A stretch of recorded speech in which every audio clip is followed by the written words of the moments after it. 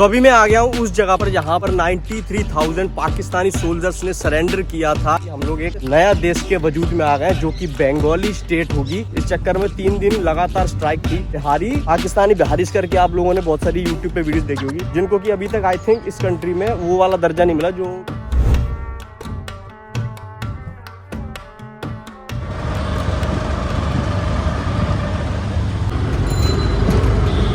हे guys, very good afternoon. स्वागत है आप सभी का एक और न्यू ब्लॉग के अंदर। फिलहाल अभी हम लोग बांग्लादेश के शाहबाग एरिया के अंदर है और आज मैं आप लोगों को एक ऐसी जगह दिखाने वाला हूं जो कि भारत यानी कि इंडिया, पाकिस्तान और बांग्लादेश, जिसको पहले ईस्ट पाकिस्तान भी कहा जाता था, इन सबसे रिलेटेड है। तो जहां पर 93,000 पाकिस्तानी सोल्जर्स ने जो अपना सरेंडर दिया था, लाइक इंडियन आर्मी और मुक्ति बाहिनी ऑफ ईस्ट पाकिस्तान, उस टाइम बांग्लादेश के अंदर था।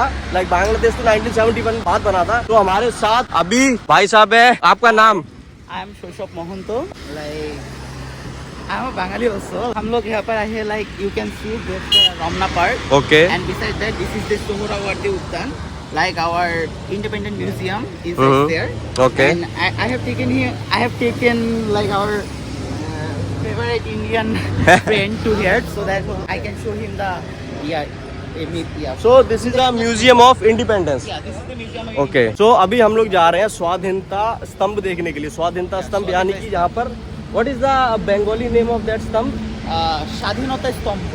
स्वाधीनता स्तंभ। एक्चुअली क्या है कि जो मैंने बोला वो भी सही है, but pronunciation in Bengali language it's थोड़ा डिफरेंट रहता है उसके अंदर।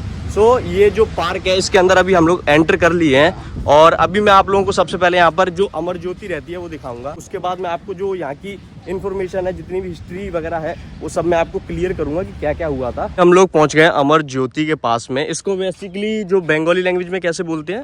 लाइक शिखा चिरंतन, और लाइक यहाँ पर हम कॉमन पीपल कॉल इट अग्निशिखा। इसी के पास में बांग्लादेशी फ्लैग है, आपको देखने को मिलेगा। Basically Bangladeshi flag whole green है और बीच में एक रेड कलर का सर्कल रहता है। पहले इसमें एक बांग्लादेश का मैप भी हुआ करता था, लेकिन इसको भी हटा दिया था। अभी क्या है, फिलहाल बांग्लादेश के अंदर ना थोड़े से पॉलिटिकल रैली वगैरह निकल रही है। लाइक पॉलिटिकल पार्टीज एक दूसरे के साथ उलझी हुई है, ऐसे ही है ना कुछ सीन। अभी election is coming, like election आ रहे हैं। जनवरी तक इलेक्शन है इस कंट्री में। ओके, लाइक अपने भी 2024 की स्टार्टिंग है, मार्च तक में इलेक्शन होने वाले हैं। तो वो सब सीन इधर भी हो रहा है और इस चक्कर में 3 दिन लगातार स्ट्राइक थी। This is the last day of strike. Actually this is the last. Okay, आज लास्ट डे है। अभी हम लोग वो स्थान पर पहुंच गए जहां पर शेख मुजीबुर रहमान, बेसिकली जो शेख मुजीबुर रहमान थे उनके बारे में अगर मैं बताऊं तो वो 1971 से पहले इधर एक इलेक्शन हुए थे पूरे पाकिस्तान में, जिसको कि ये पहले ईस्ट पाकिस्तान था और जो पाकिस्तान था वेस्ट ईस्ट पाकिस्तान दोनों थे। तो इलेक्शन में जो बंगाली पॉपुलेशन थी वो ज्यादा थी, तो बंगाल से वोट बहुत आए थे। तो देन वो जीते थे। Sheikh Mujibur Rahman as a prime minister elect हो गए थे। बट जो पाकिस्तानी जो लाहौर में बैठे थे उन्होंने एक्सेप्ट नहीं किया कि कैसे कोई बांग्लादेश यानी कि बंगाली बंदा ये जीत गया। तो उन्होंने उनको पोस्ट नहीं दी थी। The power, they didn't give the power. हाँ, तो उनको पावर नहीं मिली थी। और उससे पहले एक और चीज हुई थी, भाषा। Like in 1952, 1952 sir, in 1952 we fought for our language, mother language. Like we fought because like Pakistani announced that Urdu will be the mother language. Official language of. Majority person in Bangladesh used to speak the Bangla. Okay, so like we had to fought to make the mother language Bangla. Like इनके ऊपर क्या था, जैसे बांग्ला उस time east Pakistan था ये, जो आज की डेट में बांग्लादेश है। तो इनके ऊपर क्या था, उर्दू भाषा को थोपा जा रहा था। लाइक वो बोल रहे थे कि बांग्ला भाषा को यूज ही नहीं करना, आपको सब जगह पर उर्दू ही यूज करनी है और उर्दू का ही सब कुछ मेन। जैसे अभी यहाँ पर देखोगे तो सब कुछ बंगाली में लिखा रहता है। जैसे इंडिया के अंदर क्या था कि हर स्टेट की एक ऑफिशियल लैंग्वेज होती है, पंजाबी, तेलुगु, तमिल, कन्नड़। बट इधर क्या था, ये लोग रिकॉग्नाइज नहीं कर रहे थे। लाइक वो बोलते थे कि हमारी ही भाषा चलेगी, उर्दू। और सबसे बड़ी कम्युनिटी इनके रहती बंगाली थी।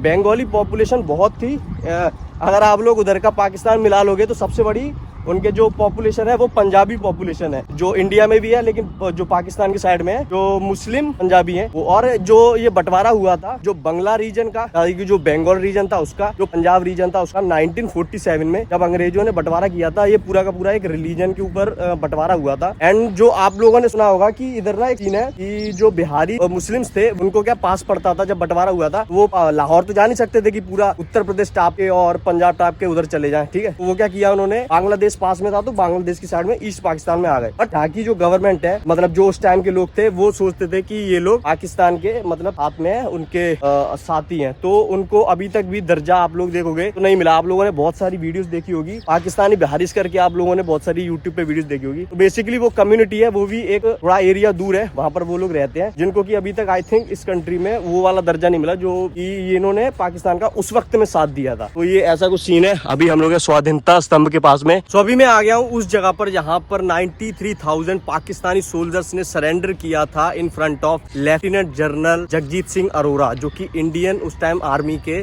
लेफ्टिनेंट जनरल थे। तो ये वो प्लेस है और यहीं पर ही जो पाकिस्तानी सोल्जर्स थे 93,000 उन्होंने सरेंडर कर दिया था। आप लोग सोच के देखो 93,000, ऑलमोस्ट 1 लाख लोगों ने यहाँ पर सरेंडर किया था। और मेरे पीछे आप लोग जगह देखोगे तो ये इधर उनकी जो मूर्तियां वगैरह है, जो स्कल्पचर्स वगैरह बना रखे हैं इसके ऊपर, जो ये एक म्यूजियम है, इसके ऊपर मैं आपको दिखाता हूँ लेफ्टिनेंट जनरल इंडिया के और लेफ्टिनेंट जनरल अपने पाकिस्तान के, जहाँ पर जिन्होंने साइन किया था कि बांग्लादेश अभी लिबरेट हो चुका है। तो वो वाली एरिया मैं आपको दिखाऊं उससे पहले आप लोग देखोगे तो यहाँ पर जो आपको दिख रहा होगा शेख मुजीबुर रहमान, तो Sheikh Mujibur Rahman is the father of Bangladesh. और ये आप लोग देखोगे तो यहाँ पर लेफ्टिनेंट जगजीत सिंह अरोरा बैठे हुए हैं और AAK नाजी बैठे हुए हैं, जो कि पाकिस्तानी लेफ्टिनेंट जनरल थे, साइन कर रहे हैं कि अभी बांग्लादेश है वो आजाद है हमारी कैद से, लाइक ईस्ट पाकिस्तान से अभी वो एक इंडिपेंडेंस डे हो गया। और ये वही वाली प्लेस है यहाँ पर जो फादर ऑफ बांग्लादेश शेख मुजीबुर रहमान, उन्होंने अपना स्पीच दी थी कि अभी हम लोग इंडिपेंडेंट हो गए हैं, एक इंडिपेंडेंट सोवेरन कंट्री है पूरे दुनिया के अंदर। अभी हम लोग एक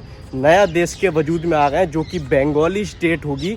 और ये कोई एक इधर की पॉपुलेशन बेसिकली 90% तो मुस्लिम पीपल को, मतलब जो इस्लाम धर्म को फॉलो करती है, but this is the like people's republic of Bangladesh, same like India, like secular type की है। तो पॉपुलेशन बेसिक इधर कैसी भी हो, लेकिन जो पाकिस्तान का आप नाम देखोगे तो पाकिस्तान का नाम में लिखा हुआ है इस्लामिक रिपब्लिक ऑफ पाकिस्तान। वो पूरी की पूरी एक इस्लामिक कंट्री है। दिस इज नॉट अ, मतलब एक स्टेट का दर्जा नहीं है। जैसे इंडिया में 80% हिंदू रहते हैं, but India is not a Hindu state, वो एक सेकुलर कंट्री है। तो वैसे ही बांग्लादेश है। नेपाल कभी किसी वक्त में एक हिंदू स्टेट थी, लेकिन बाद में जाके वो हिंदू स्टेट से हट गई थी। अभी मैं आपको बताता हूँ 1971 में जब पाकिस्तान ने हमला कर दिया था इंडिया के ऊपर बाय एयर स्ट्राइक, 11 टारगेट थे जहाँ पर उन्होंने आके बम फोड़े थे, मतलब कि ऊपर से। देन इंदिरा गांधी का एक मैसेज आता है रेडियो टीवी पर, रेडियो और टीवी दोनों पर, कि हमारे ऊपर अटैक हो गया है और अब हम लोग अपनी तरफ से डिक्लेयर कर रहे हैं अटैक ऑन पाकिस्तान, हम लोग अभी स्टेट ऑफ वॉर के अंदर चले गए हैं। तो तब इंडिया ने पूरी की पूरी हेल्प करी थी बांग्लादेश के साथ में मिलके। तो उस वक्त में जब 11 टारगेट, जब पाकिस्तान ने हमला कर दिया था इंडिया पे, तो 11 जो टारगेट थे इंडिया के ऊपर बम बरसाए गए थे अलग अलग शहर में, जिसमें से अमृतसर आता है और पठानकोट आता है, ऐसे ही और थोड़े बहुत 9 सिटीज थे जो कि आते थे इसके अंदर। सो ये वाली प्लेस है, आप लोग देख लो, ये एक आइकॉनिक सा बना रखा है यहाँ पर स्तंभ। तो किसी की याद में ही है भाई, इतने लोग किसी देश के अंदर मारे गए थे एक इंटरनल मैटर के चक्कर में, एक भाषा के चक्कर में। लाइक भाषा के आधार पर ही ज़्यादातर बेसिकली लड़ाई हुई थी। लाइक इन पे उर्दू थोपी जा रही थी, बट ये लोग बंगाली पीपल हैं, उर्दू को कैसे एक्सेप्ट कर सकते हैं, बिकॉज पूरा का पूरा रीजन शुरू से ही एक था बंगाली स्पीकिंग स्टेट थी। तो उर्दू थोप रहे थे, तो उर्दू के चक्कर में यहाँ पर जो भी ये कांड वगैरह हुआ था। तो अभी हम लोग फाइनली करजन हॉल के अंदर पहुंचे हैं। ये आप लोग देखोगे तो ये ढाका यूनिवर्सिटी के अंडर आती है पूरी की पूरी बिल्डिंग। आप लोगों को लाल दिख रही है ऊपर, क्योंकि सूरज दादा चमक रहे हैं बहुत तेजी से। और ये building one of the first like Dhaka university की बिल्डिंग है। First building of Dhaka university.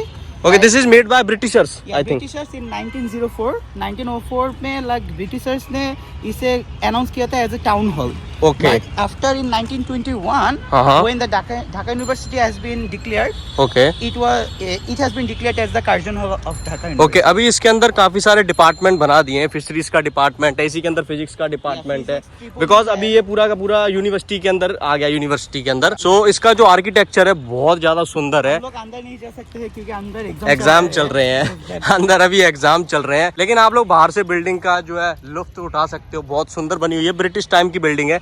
अभी इसके अंदर कुछ देखने को ज्यादा वैसे है नहीं है, बेसिकली अभी तो एग्जाम चल रहे हैं इसलिए भी नहीं अंदर जा सकते। और अभी इसके अंदर पहली बात तो जो डिपार्टमेंट होते हैं कॉलेज के अंदर, वो सेम टू सेम आपको इसके अंदर देखने को मिलने हैं।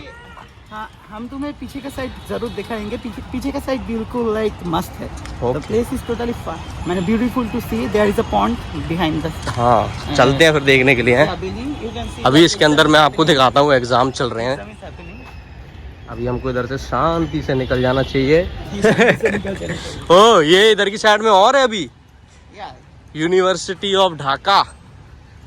वाह, अभी इधर से देखो क्या खूबसूरत बिल्डिंग है यार, बहुत तगड़ा बना रखा है यार। तो अंग्रेजों ने, एक तो है इनका आर्किटेक्चर काफी सुंदर था। Actually, in from the British time or in our early Bengal time, the temples, the museums or whatever the buildings you find, those are like really mind blowing. बहुत सुंदर है यार, बहुत ज्यादा। Make in this style. That's the fact.